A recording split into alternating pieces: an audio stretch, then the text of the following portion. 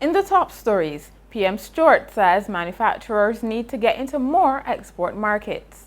Police investigate a wounding incident, and Barbados will have a triathlete in Rio. Welcome to the Whit Monday edition of Nation News for May 16, 2016. I'm Natasha Beckles.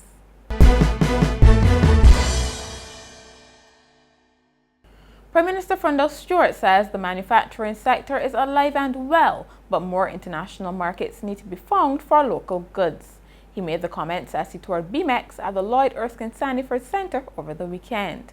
Mr. Stuart said he saw a lot of ingenuity displayed, but the Barbados market will not be profitable enough for the manufacturers. Well, I'm aware that recently the Ministry of Industry went on a mission across CARICOM with that object in view. And more recently, another mission led by the Minister of Industry and International Business went to Cuba. And we have to take advantage of any opportunities that exist for getting into those markets. I think we should also have Panama under the microscope.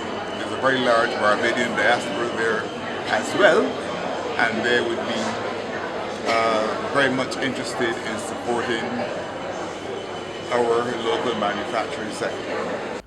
Police are investigating a wounding which took place in Kingsland, Christchurch on Sunday night.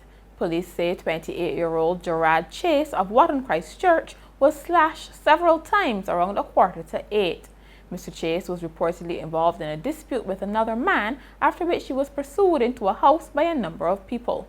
Responding police patrols detained a man of interest who is currently in custody. Former Attorney General Dale Marshall has warned that Barbados is in danger of losing a generation to violence. He was speaking in light of continuing reports of young people, particularly males, being accused of homicides and other serious crimes. Mr. Marshall was speaking on Sunday as the St. Joseph Parish Ambassadors launched their project for 2016. He said he was concerned that some of the country's bright minds could be lost to crime if they can't access university education. The problem with losing the generation is that you can't catch up. If a crop of potatoes fails, that crop is lost. You can't catch up. You got to start over now and plant a new crop.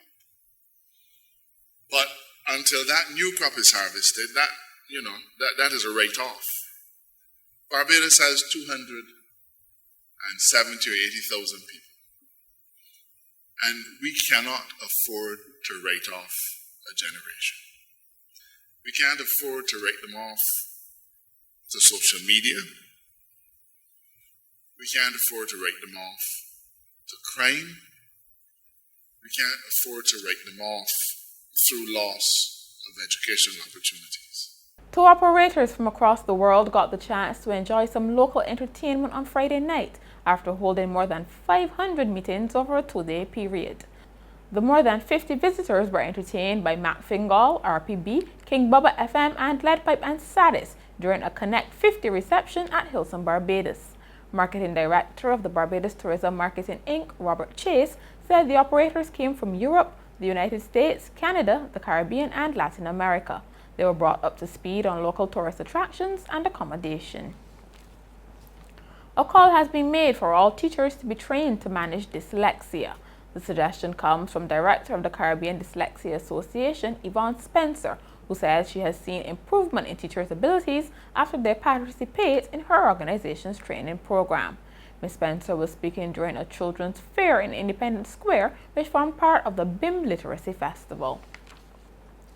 In sport, Barbados will have its first ever triathlete in the Rio Olympic Games this year. Over the weekend, 25-year-old Jason Wilson got one of the coveted berths after competing in Yokohama, Japan, where he placed 37th. Wilson, who also represented Barbados at the Carifta Games, jumped 6 places in the world and is now ranked 49th. He's the first person from the Caribbean to qualify for an Olympic marathon. And finally, a lock of hair from former U.S. President Thomas Jefferson has sold at an auction in Texas for nearly $7,000.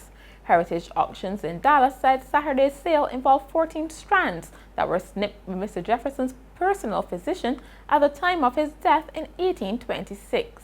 The pre-auction estimate for the hair was $3,000. The buyer wished to remain anonymous. And that's Nation News for Monday. For more news, log on to nationnews.com and follow us on YouTube, Facebook, and Twitter. Remember to pick up your Daily Nation on Tuesday or subscribe to our e-paper. Thank you so much for joining us.